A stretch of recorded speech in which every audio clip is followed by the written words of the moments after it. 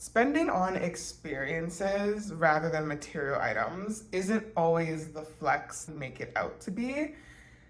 We've all heard it. Don't buy things, buy experiences. They're more meaningful. You're creating memories that are going to last a lifetime.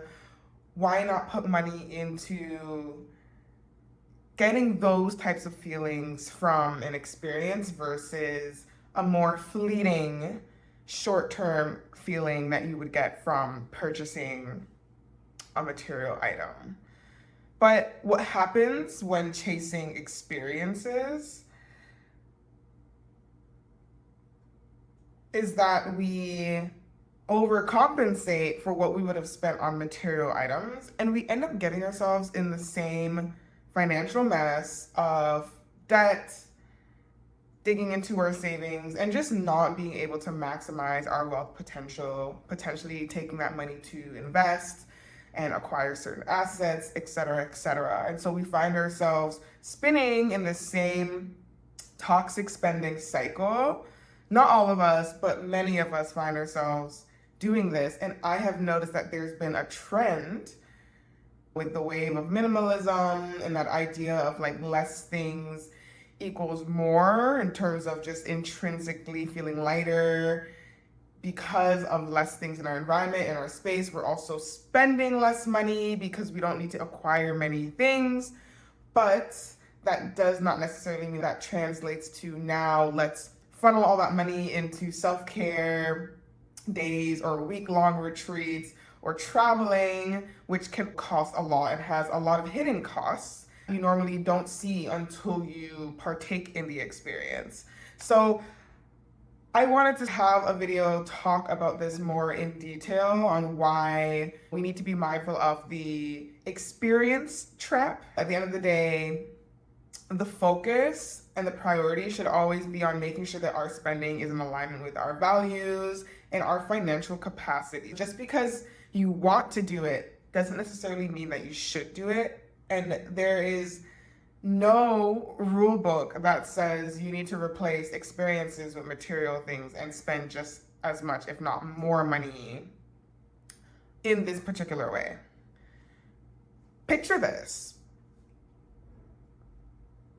You've sworn off designer handbags, but now you're spending thousands of dollars on this transformational weekend retreat in Bora that you now barely remember 3 years later, and your credit card still cries the same. All your credit cards are still maxed out.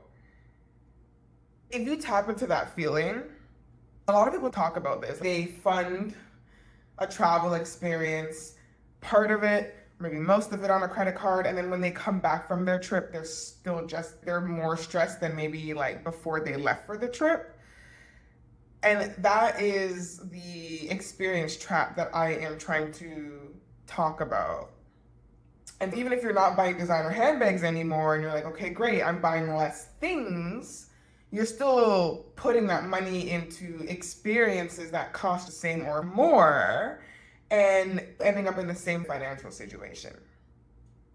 So I've seen this shift, particularly in the past year or so, where everyone has shifted towards let's put money into more experiences, let's make more memories. And like, it's beautiful to see. I love that there's like this collective understanding of realizing there are a lot of things we can acquire that aren't material or can be material but don't cost much and can still provide the same level of joy, and that will actually last longer. So it has a longer shelf life in terms of bringing those happy, feel-good emotions that improve our overall quality of life in the long run. Neither type of form of spending is wrong. I'm not here to say don't put all your money in high-end material things or just focus on experiential things. Everyone is different.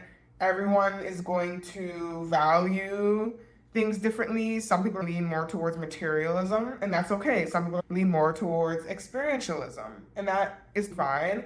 Some people are outside of that in a third space, And some partake in both. I would say for myself, I definitely more towards experientialism. I rather spend money on weekend retreats, hanging out with friends, going to concerts, eating out. Like, I'm not so much the person that's spending a lot of money on products.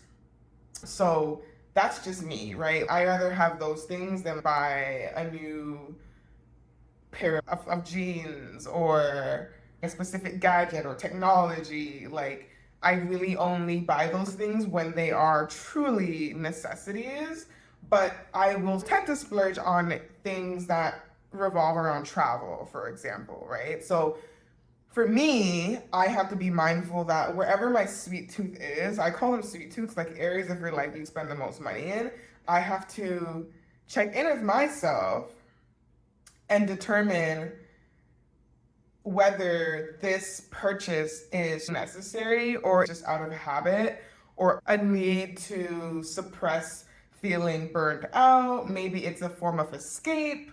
Or is this something that's really going to add value into my life now and for the long term? And I find that with travel the past few years, I have been digital nomading for the last 3-4 years.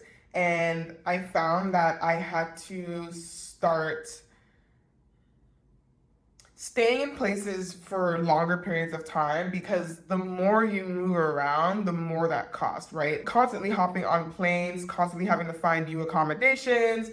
And most often when I travel to a new country, if I'm staying longer, I usually stay at an Airbnb because I want to feel out maybe certain neighborhoods or the location before I actually commit to some longer form of accommodation. So you can already tell with that there's a lot of planning and hidden costs. Maybe I have to buy new luggage because I bought more things in one country, bringing it to the next, or just typical plane fees.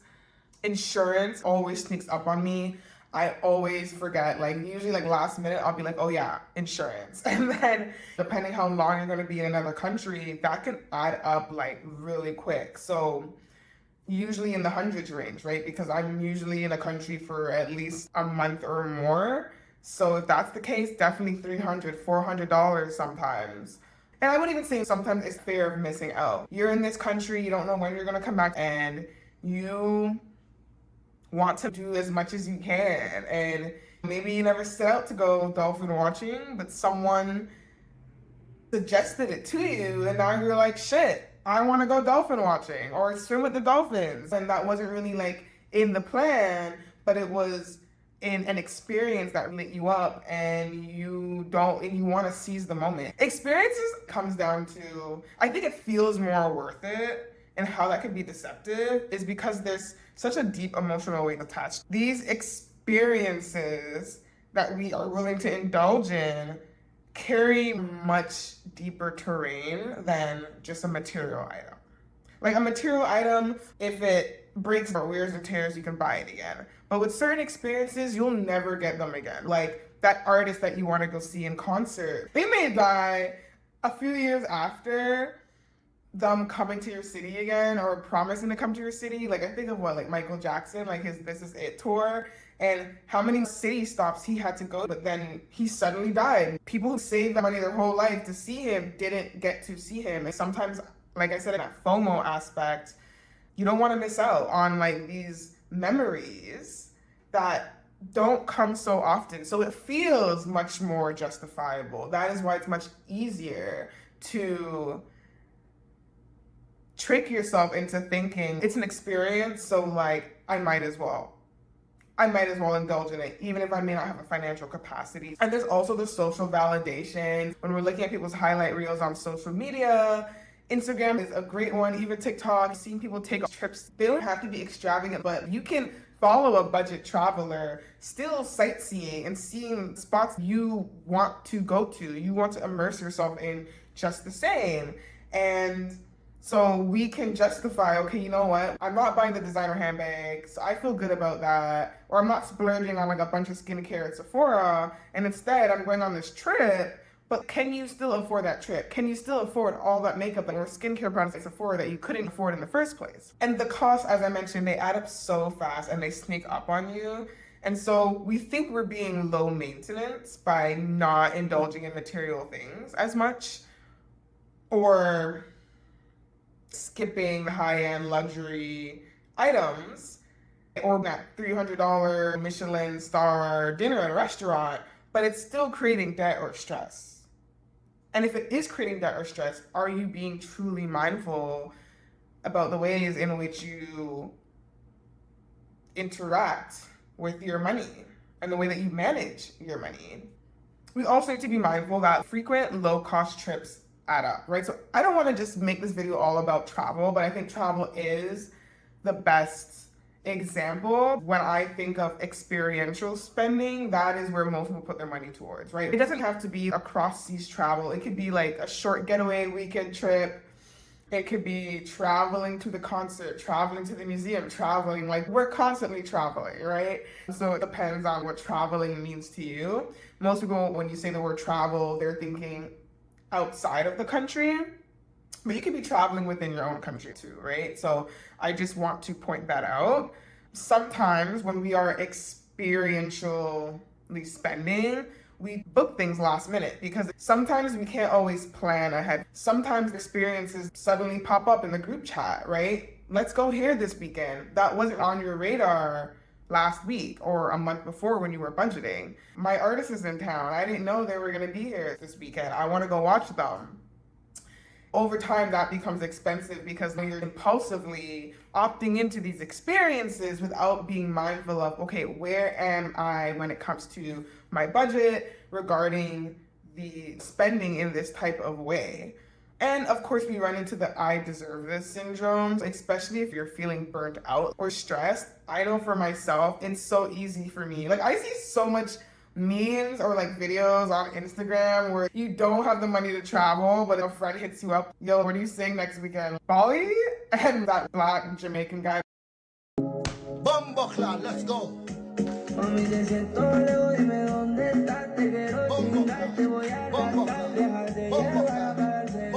I see so many of those videos, and as much as they're funny and hilarious, there is some extreme caution that comes with that, right? You're burnt out, you're stressed, you want to get away, but that is not always the answer. A vacation is not always going to be the answer as much as we want it to be. Like someone who's constantly in motion, someone who tends to be more of a digital nomad, it's easy for me to be like, you know what?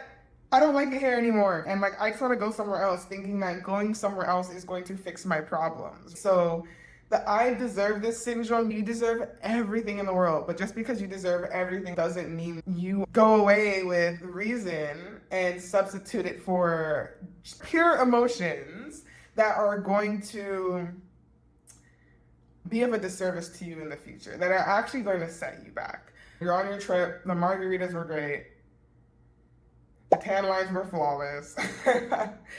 But when that $600 credit card bill hit a week later, the vibe is going to be all gone. And so we want to maintain those good vibes when it comes to our spending as much as possible. I'm trying to get us out of a state of surviving and just trying to get by and moving into a space of thriving, right? And no longer just doing the bare minimum, because as we can see, that cycle of burnout and stress is what causes most people to impulsively spend, which loops us back into the same vicious cycle.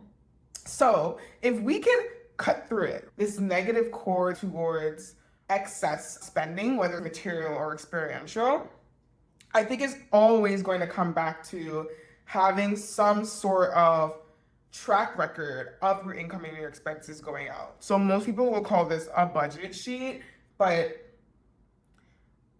not only do we want to have some sort of track record or budgeting system, we want it to be values-based. So we want to be very clear on what are the areas in which I tend to spend the most? What are the areas that are the most important to me when it comes to my spending? And I actually have a blog post on this. I'm sure I've created a video on Sweet Tooth as well. You need to intentionally allocate for both experiences and security. Your fixed expenses, which are like the expenses that don't really shift, right? Like your mortgage, your rent is always going to be the same. Your telephone bill is usually going to be the same unless you go into it and like slightly change your plan. For the most part, they stay the same or roughly around the same. Now, the external expenses outside of a fixed expense, non-fixed expenses, fluctuate and come and go, or aren't necessities. I consider fixed expenses anything that's like a necessity that you need to live, breathe, eat, like to survive. Non-fixed expenses is like your Netflix account, right? I would even consider the gym because there are also certain things that you maybe could do for free that don't cost anything, but you can still get the same value from it, right? So some people may argue my gym is a fixed expense, but you don't have to go to the gym to exercise. You can exercise at home. You can go for a jog. You could do push-ups. And I'm not saying that you don't go to the gym if you really want to. That's important to you, but I would lump that under non-fixed expenses. So under your non-fixed expenses, this is where I usually tell my clients, this is supposed to be the excess money that you have left after paying all your bills. This is your fun money. This is not eating into my savings, my investments, which you also need to set money aside for too. So outside of paying your fixed expenses, outside of putting money towards your saving or paying off debt or whatever, you will have this third kind of fund that is for spending. And you can break up this fund even in more detail, and you can have, some people have like how they have different types of savings accounts. You can have different types of spending accounts. So you can have a spending account for high-end things. You can have a spending account for travel. You can break it up. It doesn't need to be intricate, but everybody's different. You want to have a fun money fund for little things that might come up and you're like, yeah, why not? I have an extra $500 this month to treat myself. This is what I want to use it for. I would say if I'm going to give a percentage, 10 to 15% of your income can go towards this category of spending. But like I said, it's totally up to you. If you don't think you know yourself best, or you want to fine tune the way that you are budgeting and the way that you're allocating your funds and money, definitely hop on a free clarity call with me to determine whether a strategy call or any of my other offerings are in alignment towards the goals and desires that you are working towards. And I would just say when it comes to being mindful of how you're spending and looking at a budget, reflecting as to like how much to allocate towards your fun money, pause and just reflect all together. Journal.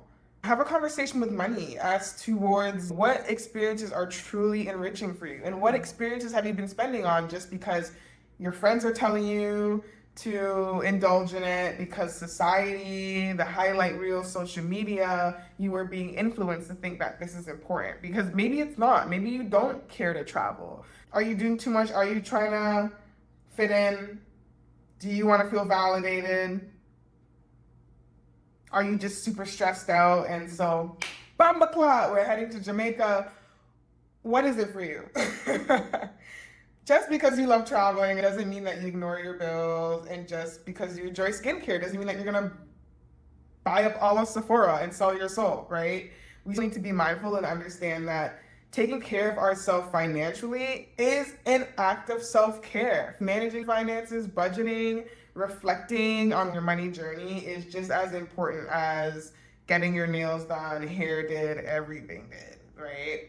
Taking those trips, catching those flights, just as important. So how can we balance fun and pleasure with security and responsibility? Spending on joy is a beautiful thing, but joy without boundaries can become chaos real quick. And so I would invite you to journal and reflect with me in this moment by asking yourself, what type of experiences truly light you up? What experiences recharge you? Where are you spending to escape rather than expand? How is your spending currently supporting your escape versus your expansion? I'm gonna let you sit with that one. You could pause the video, take the time to reflect and write how you're feeling about that.